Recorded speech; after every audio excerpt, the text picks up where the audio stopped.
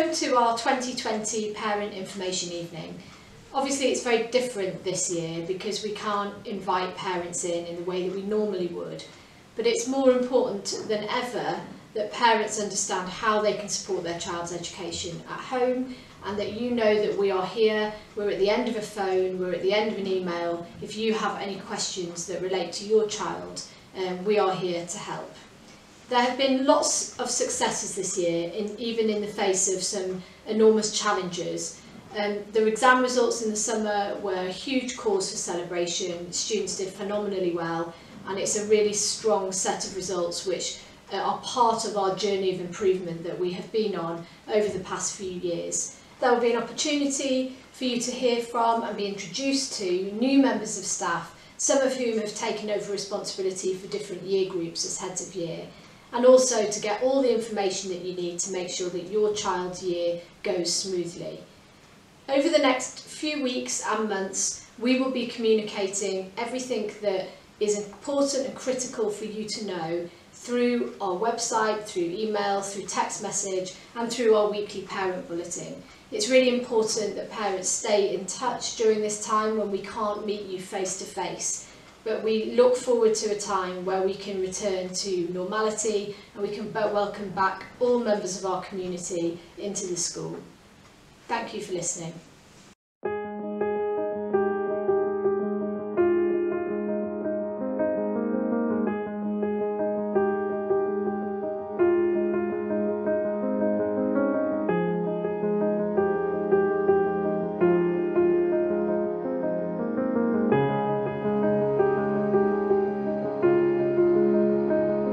Hi, I'm Jack Truan. I'm the head of Year 11. Just want to say how great it has been to see so many Year 11s arriving back and already demonstrating outstanding habits, whether that be at line-up and entering in quickly to be ready for learning, whether that be taking pride in their work and completing it to the best of their ability, or whether that be primarily having a smile on their face and being a nice presence around school, which we have missed for the past 7 months. I spoke to the students on Wednesday about changing their mindset from the 7 months that they've just come in from.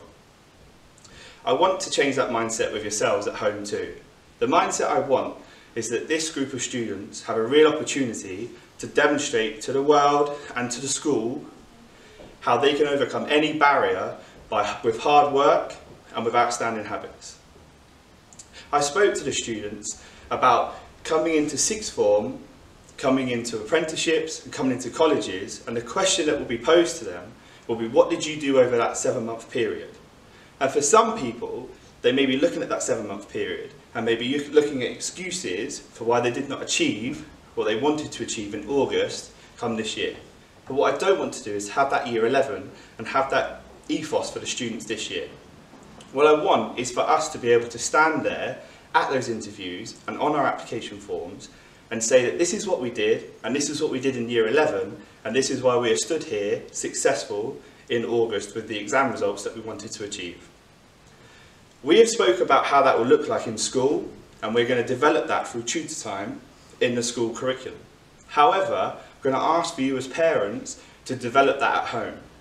That means making sure that students are on time and in school every day. That also means students complete their homework all the time. And that also means you going on the DPR with your young person and looking at the objectives that they are currently emerging or developing in, and then making sure that they revise to then be consolidating and securing in those.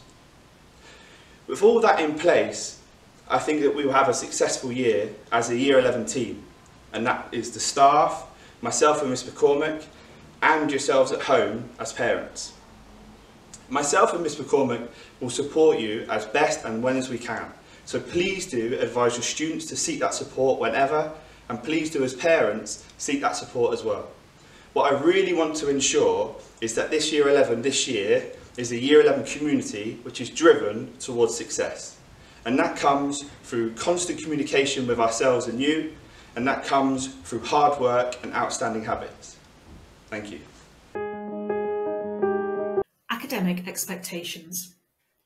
Our academic expectations ensure students do their best and have opportunities to master knowledge and skills, not just for exams, but good learning habits for life. Coming to school equipped to learn is vital. And you'll notice that we've underlined glue stick, as that is a new feature of what we're asking young people to bring to school. I also want to highlight the scientific calculator. It's important to have the correct one so that we can embed how to use this in Year 7 and take that right the way up to their Year 11 GCSE. Also, give a little time in supporting your child to choose a reading book that interests them. They will be asked to read during the day, and I think it's really important that they have a book that they want to read, because we feel it's very important to foster a love of reading.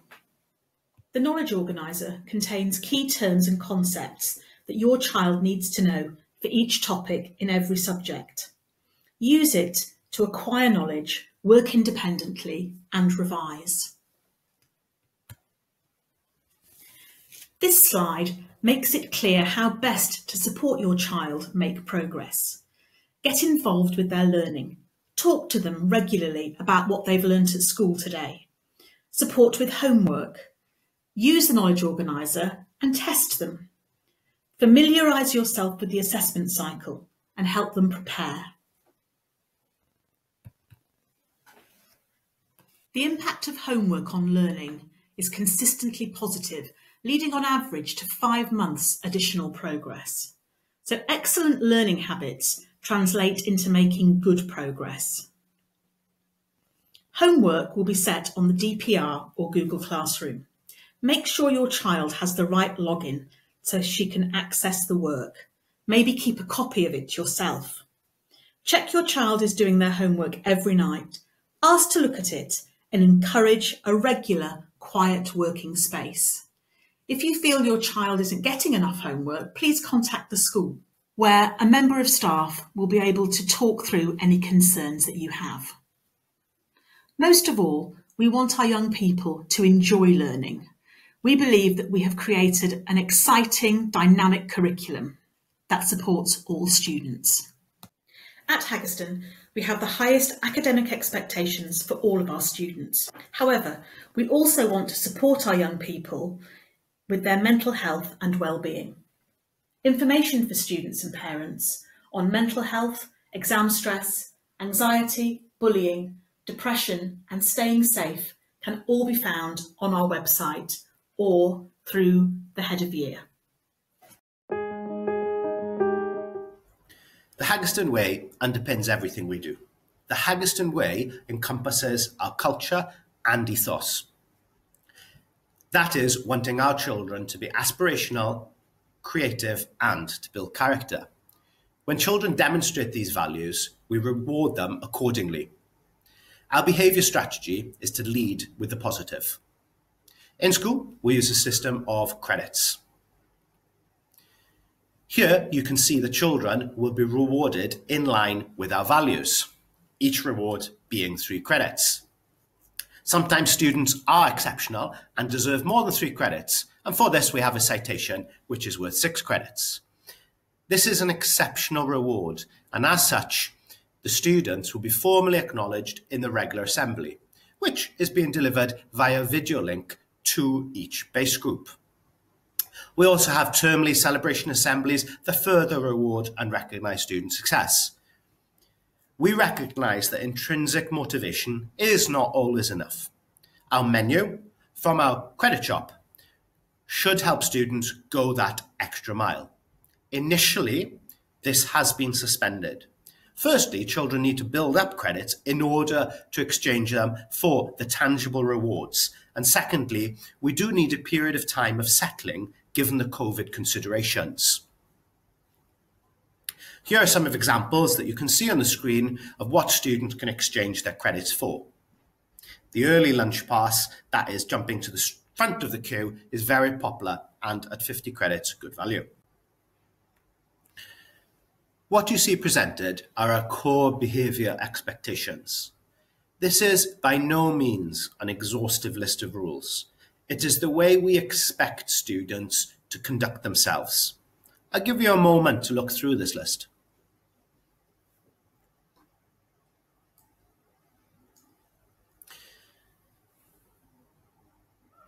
Where a student falls below our expected standard of conduct, we will correct them. We correct our students by issuing that correction.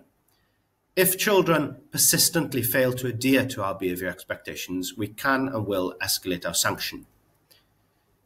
With respect to sanctions, I'd like to clarify that we do not hold break or lunchtime detentions. Our behaviour strategy is nestled in research that clearly demonstrates that children should learn to manage their behaviour. Where a student falls below our expected standard, we issue that correction, and we have thresholds where the amount of corrections correspond to a sanction. 3 corrections in a lesson would result in being sent out of that lesson and to the reflection room. 6 corrections in a week results in an hour after school detention. The students have an opportunity to accept their error, alter their behaviour before they reach a sanction. Students therefore taking ownership of their behaviour, altering their behaviour and avoiding unnecessary sanctions. As teachers, we use class charts to allocate these sanctions. And indeed, we also use class charts to allocate rewards, which, as I previously mentioned, are called credits. Many of you have the class charts app. For those that don't, I urge you to download it onto your smartphone or regularly log in via the desktop. You can talk to your son or daughter at the end of the day and ensure that the negative behaviours aren't repeated and praise for any positive behaviours. Naturally, we do provide support to students, such as mentoring, form tutor reports, head of year reports, and so on and so forth, to bring about any change in behaviour that is required. What I've presented now is the minutiae. This is what students get corrections for. Again, I'll give you one moment just to have a little look through that.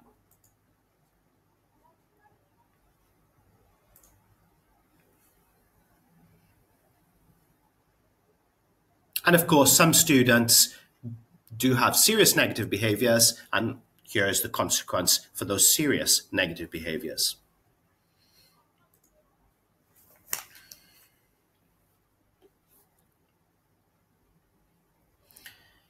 In addition to that previously shown, we have to adapt to the coronavirus. We've added these corrections that I'm presenting now. Not social distancing, repeated refusal to follow social distancing, and refusal to follow safe hygiene. It is vital for all of our safety that children comply with these sensible measures. To support students in understanding these rules, we have not followed through the regular sanctions during the induction week and indeed our first week of teaching.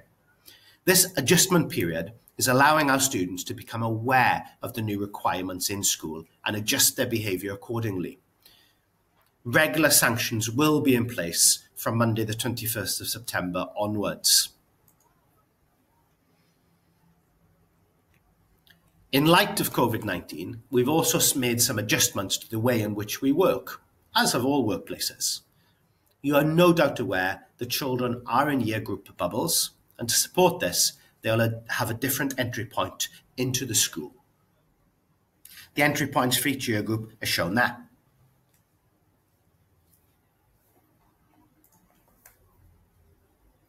Of course, these aren't the only coping with COVID strategies we've put in place. Here are a number of other ones. During the school day, we've reduced the amount of movement around the building by having year 7, 8 and 9 stay in the same classroom for the majority of the time. Teachers are moving to those students.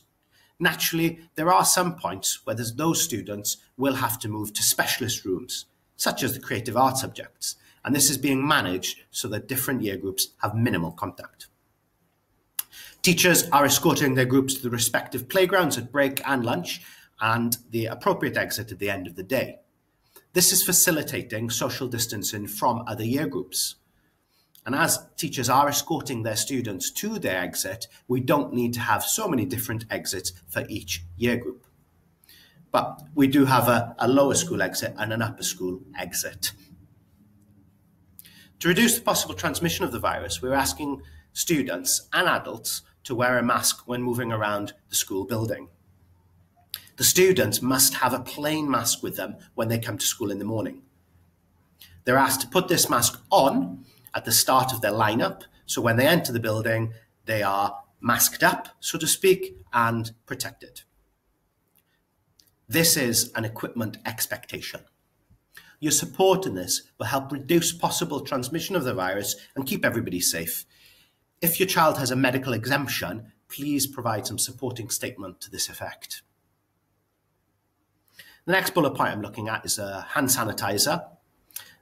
Your child is welcome to bring their own hand sanitizer, but it must be used upon entry to the school and indeed at the start and end of every lessons.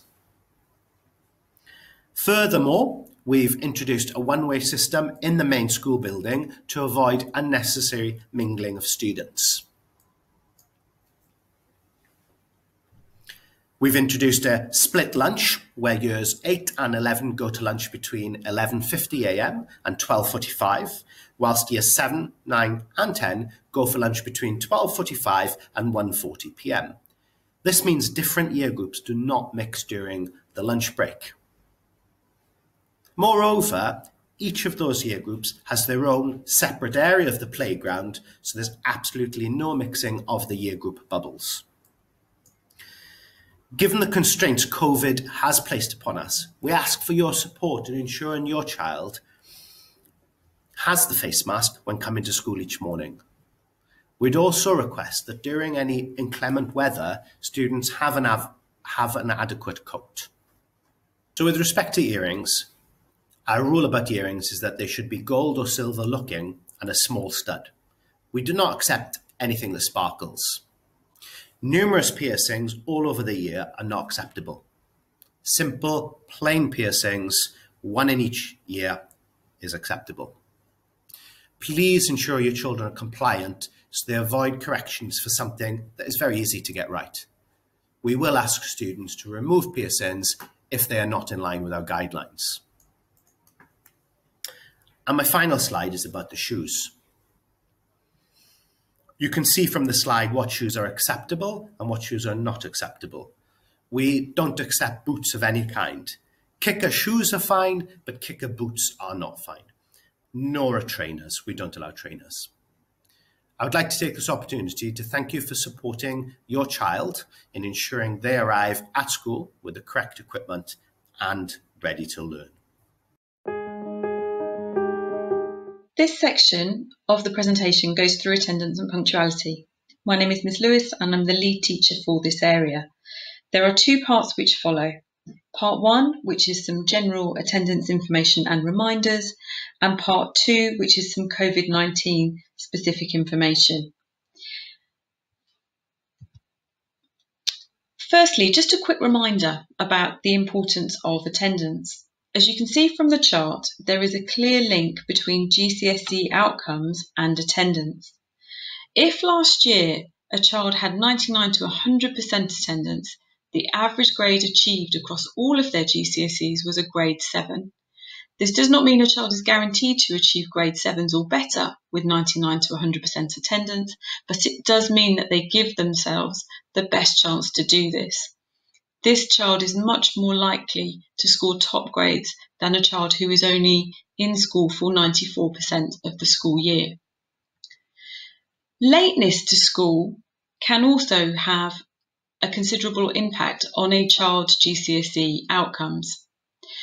If your child is constantly late to school but is here the rest of the day, so for example, the child that is very late to period 1, without the loss of any full days due to illness, this child can lose 16% of their lesson time over the week. If this repeats itself across the year, this becomes like the student who has 84% attendance over the year. And the average grade across all of their GCSEs for students that are in this category is a grade 3 or lower. It is not enough, therefore, just to attend every day. It's essential that children are on time every day as well. Excellent attendance and punctuality are life skills that we help children develop at school, although we know many of your young people will be excellent at this already. Children must be on the school site by 8:30 a.m, ready to start lessons at 8:40.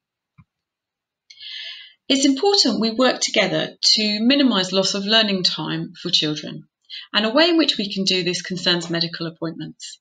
So ideally, medical appointments would never happen in the school day as students lose lesson time. If an appointment in the school day cannot be avoided, please try and schedule this as late in the afternoon as possible. The child who leaves in period 6 for a 4 p.m. appointment loses a lot less learning time when compared to the child who arrives before lunch. Equally, we are not allowed to authorise holidays in term time. If these are taken, fines do follow. We all occasionally get sick from time to time, but how does this affect the attendance percentage for your child? So if your child is not sick, has no holidays in term time, and has no medical appointments during the school day, your child's attendance percentage will be 100%. If your child is unwell, for example, has flu and misses 5 days, the maximum attendance percentage for the year for your child is 97%. So for your information, if your child is absent for 6 days or more, he or she cannot achieve 97% attendance or better. And this could mean that your child is at risk of underachieving academically. Ideally, the attendance of every child across the school would be a minimum of 97 to 98% for this reason. Secondly, for your information, COVID-19 absences do not decrease a student's attendance percentage. This is because households are expected to comply in full with all public health advice regarding COVID-19.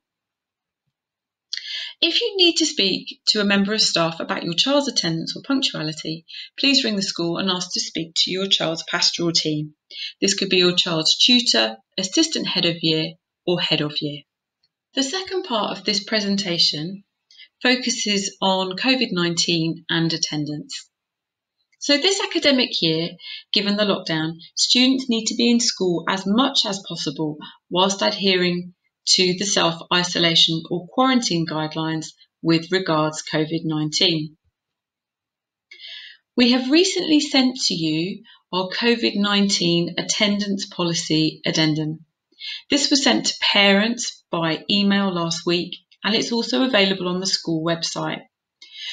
Please read the document carefully. It is very specific as to when children can and cannot come into school. It also provides guidance for siblings. It's essential that parents follow this guidance for their household. As a reminder, the symptoms of COVID-19 are a new or persistent or continuous cough, a loss of taste or smell, a temperature. If a child has any of these symptoms, and they may have 2 or 3 of them, but if they have any one, it means the child and his or her household should self-isolate and get tested, even if asymptomatic siblings cannot come to school. A symptomatic child or a child with a positive test must self-isolate for 10 days. The rest of the household must self-isolate for 14 days. This is an example of self-isolation.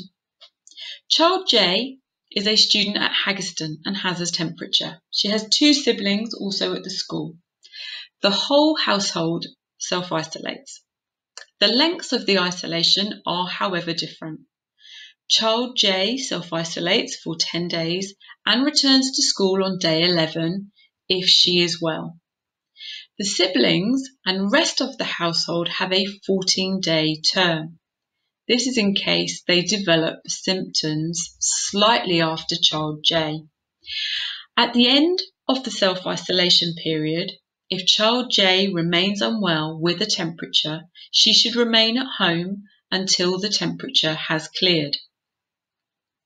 A COVID-19 test must be booked for child J.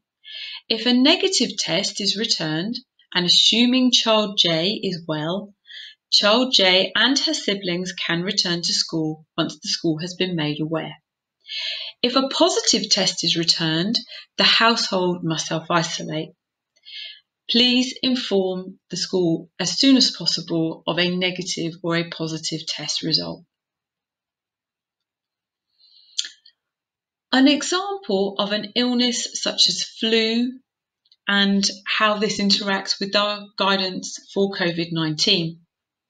So if you think your child has flu, so for example, your child has a temperature and feels unwell, may not have a cough or loss of taste or smell, the household, however, must still self-isolate and get tested.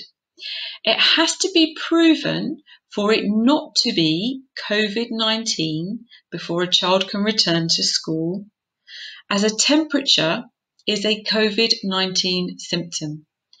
Essentially, if a COVID-19 symptom is present, the illness is to be treated as if it is COVID-19 until it is known from testing that it is not.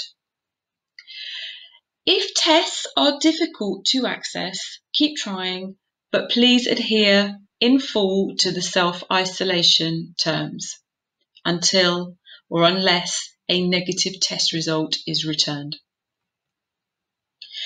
If you are unsure about whether to send your child in with regards to COVID-19, please speak with your child's head of year or assistant head of year who will be able to advise you. The safety of students and staff alike is a priority, and it's important we all work together to achieve this aim. Lastly, if your child is taken ill in school with a COVID-19 symptom, your child will be isolated. We will phone you to collect your child. Please be prompt if you are collecting your child for this reason. Siblings will be sent home at the same time.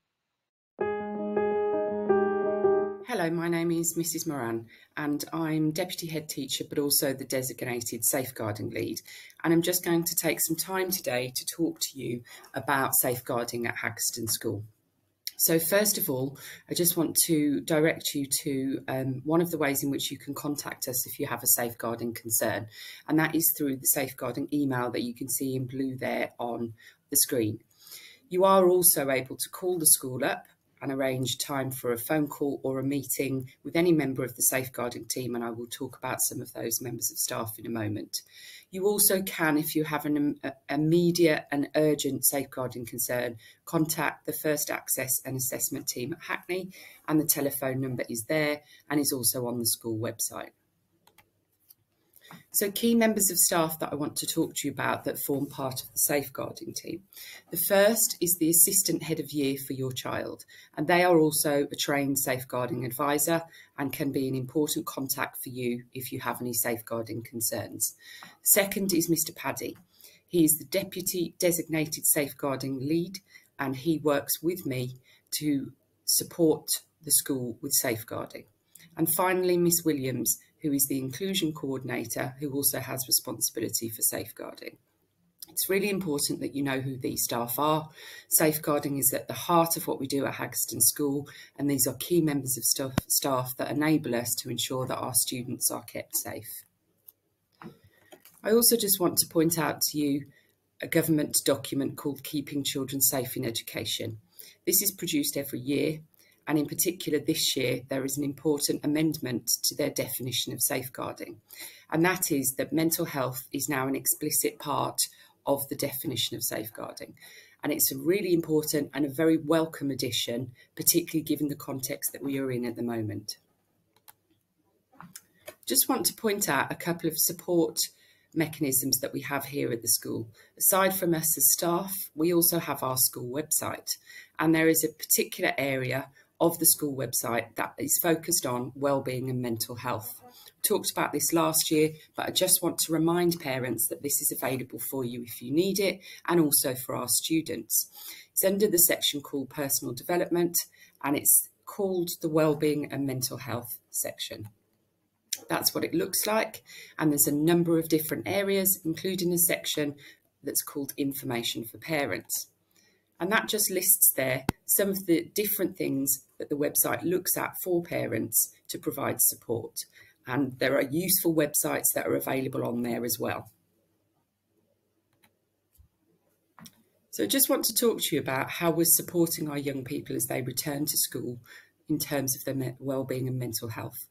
So one of the reasons we had induction days and we kept our students in their tutor groups or their base groups was to provide time for the students to discuss experiences if they wish to.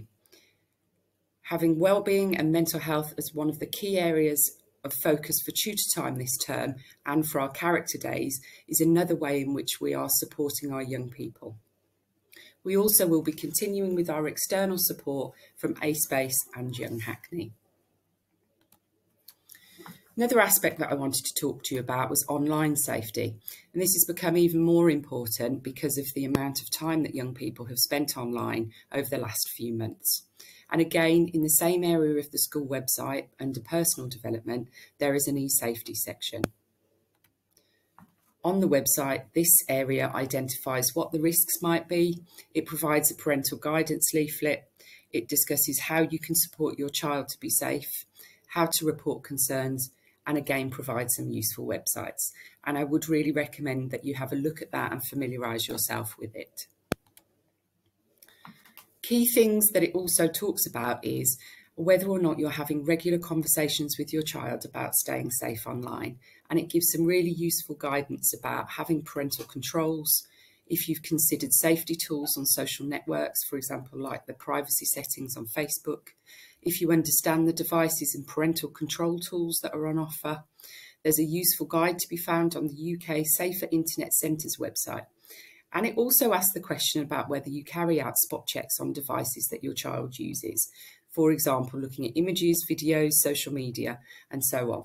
And I think it's really important, as I said earlier, that given how much time young people are spending online now, that we are all thinking about how we monitor and keep our young people safe online. That's it from me. I just want to say thank you very much. And just to reiterate that we are here for you. If you have any safeguarding concerns at all, please do not hesitate to contact us at school. Thank you very much.